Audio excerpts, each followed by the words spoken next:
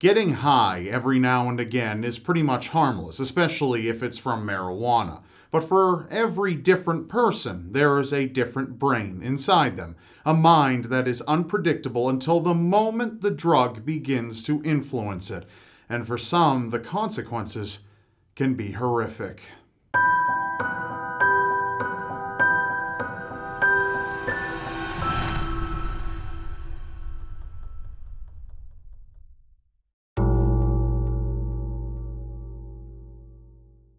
Ricky Casso was a 17-year-old boy who enjoyed living in the drug scene. He also tended to clash with his parents to a degree where they would often kick him out of the house. Ricky would spend a lot of nights sleeping with friends or in cars, or even the local woods. Some sources speculate that Ricky was involved in the occult and Satanism and may have even participated in ceremonies. Ricky's drug use and behavior had become so worrisome to his parents that they eventually committed him to a psychiatric hospital for rehabilitation and psychiatric care. Eventually, Ricky got into more trouble when he was arrested for digging into a grave in a local cemetery for reasons that weren't exactly clear. Less than a month later, Ricky contracted pneumonia and was sent to a hospital to receive treatment. His parents, while he was in the hospital, urged doctors to mentally evaluate their son and commit him to involuntary care, but the psychiatrist came to the conclusion that while Ricky had displayed antisocial behavior, he wasn't a violent danger to anyone. So after he was treated, he was released.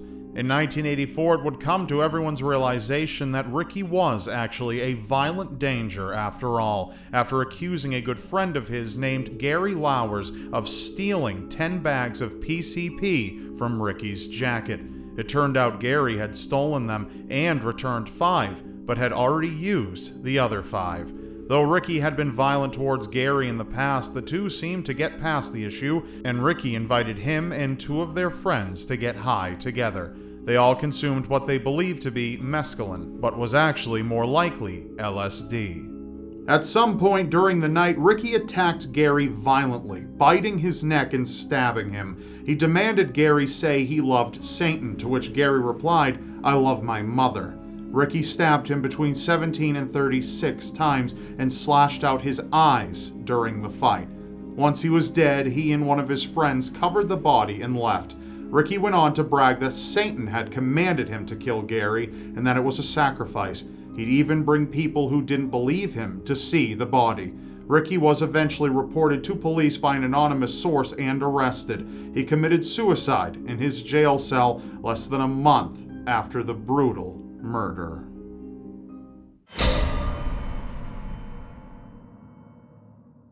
Antron Singleton, known by his stage name Big Lurch, was a rapper who was doing quite well for himself in the rap scene, working with a number of other prominent names such as Mystical, Mac Dre, and many more.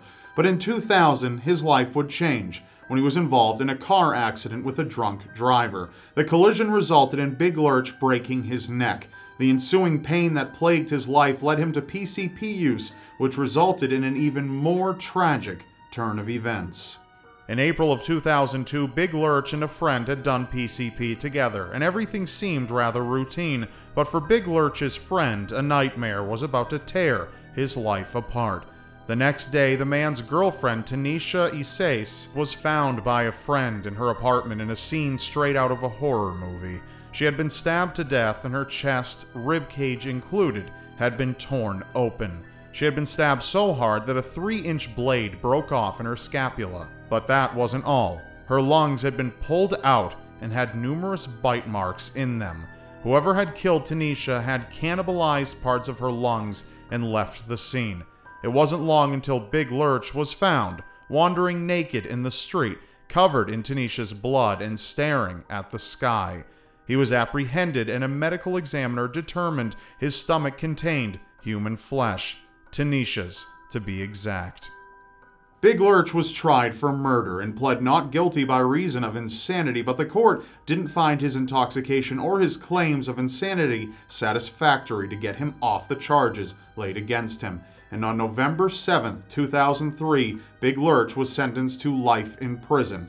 He continues to serve his sentence today at California State Prison, Sacramento.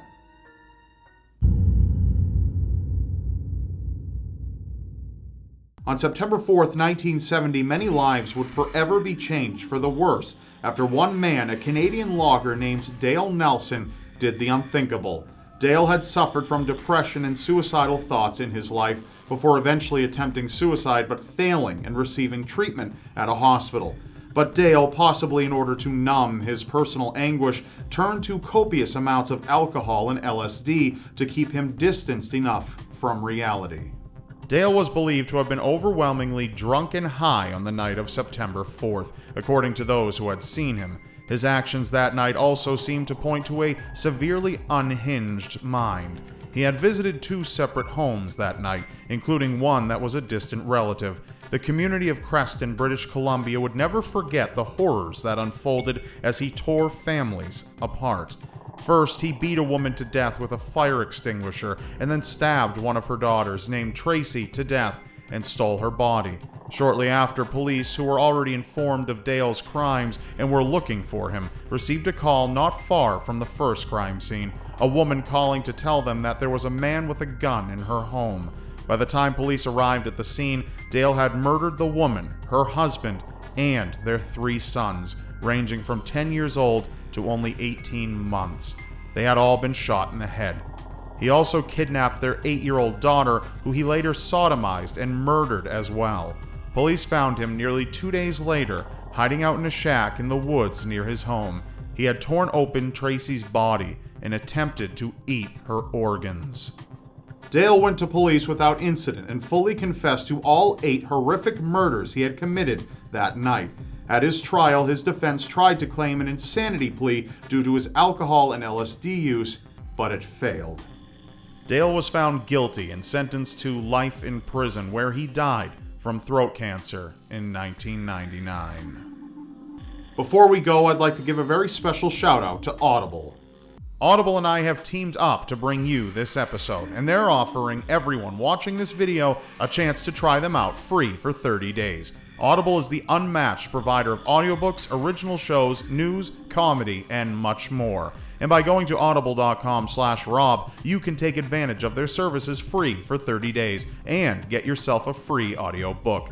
I've been listening to The Night Stalker by Philip Carlo, a captivating story about the infamous serial killer Richard Ramirez. But if true crime isn't your thing, that's okay. Audible has plenty of other genres to choose from comedy to romance to science to anything you can think of. And the best part is, you can listen to your book anywhere you want, whether you're stuck in traffic or just doing chores around the house. Audible is there for you. So be sure to head into the description below, check out the link to audible.com/Rob, sign up for the free trial, get your free audiobook, and expand your mind. One last time, that's audible.com/Rob. Thanks for listening. That's all for this episode. Be sure to check out my other videos by pressing here, and of course, subscribe to my channel now by pressing here, because you won't want to miss what's next. And I'll see you next time.